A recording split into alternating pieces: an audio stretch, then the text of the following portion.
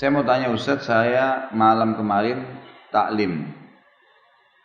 Kata Ustadznya, ada 3 mazhab imam yang bilang baca Al-Fatihah kepada yang meninggal nyampe. Dan tahlilan itu bid'ah hasanah. Gimana tuh Ustadz cara kita menyikapinya? Tentu saja tidak pernah ada riwayat hadis yang menyebutkan bahwasanya Al-Quran akan sampai kepada orang mati. Tidak pernah Nabi mengatakan Al-Fatihah kepada Hamzah, Al-Fatihah kepada Khadijah. Tidak pernah ada riwayat itu kan. Tapi ada ijtihad ulama yang mengatakan sampai kalau orang baca Al-Quran kepada orang mati. Itu ijtihad. Tidak berlandaskan dengan dalil. Imam Syafi'i rahimahullah malah tegas dalam masalah ini. Yang kita banyak dipegangi di Indonesia madhabnya. Beliau malah tegas. Mengatakan tidak sampai. Gitu kan? Tidak sampai. Tapi ini karena khilafiyah. Kembali kepada individu masing-masing. Gitu kan? Kalau saya pribadi lebih berhati-hati. Lebih berhati-hati. Sesuatu yang sudah pasti-pasti. Kayak sedekah, doa. Udah pasti. Udah kita kerjakan. Sesuatu yang belum pasti, minimal tidak ada dalil khusus menjelaskannya, maka sebaiknya kita hindari. Kan itu. Allahu a'lam. Itu yang saya tahu. Kemudian kalau masalah dikatakan bid'ah hasanah, istilah bid'ah hasanah tidak semua juga ulama mengatakan itu. Bahkan Nabi SAW mengatakan kullu bid'atin dhalalah. Semua bid'ah itu sesat, kata Nabi SAW. Itu sabda Nabi, bukan kata saya.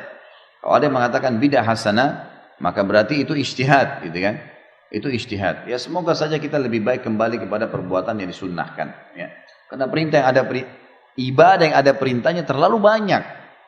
Lalu untuk apa kita buat ibadah yang tidak ada perintahnya gitu?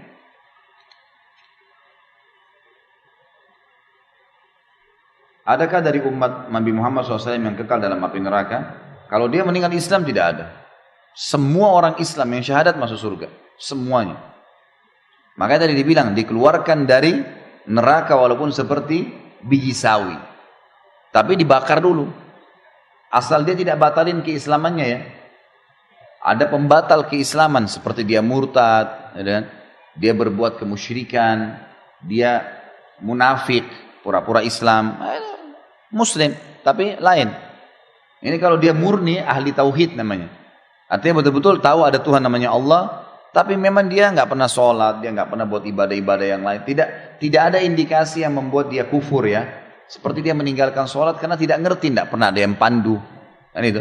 Ada satu dai di Mesir ini tidak jauh dari kota-kota besar Mesir, di pedalaman dia masuk, dia kaget dan diangkat di YouTube, tapi masih dalam bahasa Arab.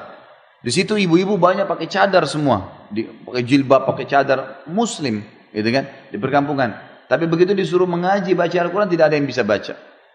Ditanya jumlah rakaat sholat berapa, tidak tahu. Nggak pernah sholat. Sampai ada seorang ibu bilang, kami ini sama dengan binatang, nggak ngerti apa-apa. Ngomong gitu.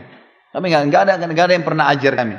Nah itu rupanya sudah turun temurun mereka begitu. Cuma tahu saya, namanya Aisyah, namanya Muhammad, tapi tidak tahu ibadah. Ada orang-orang yang begini nih. Karena tidak terpandu ya. Tidak ada, mereka tidak tahu. Putus kontak dari teknologi pun tidak ada. Nah orang-orang seperti ini berbeda. Insya Allah diharapkan dimaafkan oleh Allah. Tapi kalau ada orang sengaja meninggalkan sholat bangkang. Nggak ada sholat itu. Dan fasilitas banyak di sekitar dia bisa baca. Maka ini sudah nggak ada toleransi lagi. Gitu kan? Ini membatalkan keislamannya. Batal keislamannya. Orang yang membangkang dengan sholat. Atau membangkang rukun-rukun Islam dan rukun-rukun iman. Nggak ada tuh. Nggak ada zakat, nggak ada puasa Ramadan, nggak ada haji, bangkang. Beda dengan orang yang bermaksiat, dia tidak mau kerjain, hanya kena malas. Tapi dia tahu itu benar, itu beda. Kalau yang membangkang itu sudah jelas nggak bisa masuk surga ini, karena dia membatalkan keislamannya, kan gitu, membatalkan keislaman. Tapi kalau dia tidak membangkang, insya Allah nggak masalah, masih kemungkinan masuk ke dalam surga. Tapi jangan berharap di situ ya, masuk surga lah dari awal gitu. Enak, nyaman. Dan satu kata kuncinya, patuh saja.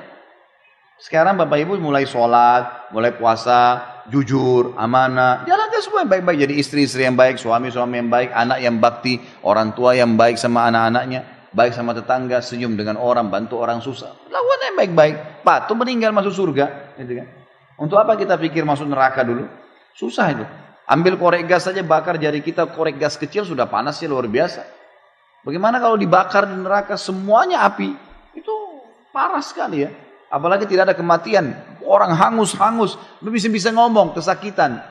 Kita jelaskan kemarin masalah makanannya, masalah minumannya. Parah sekali. minumannya nanah, darah, gitu kan.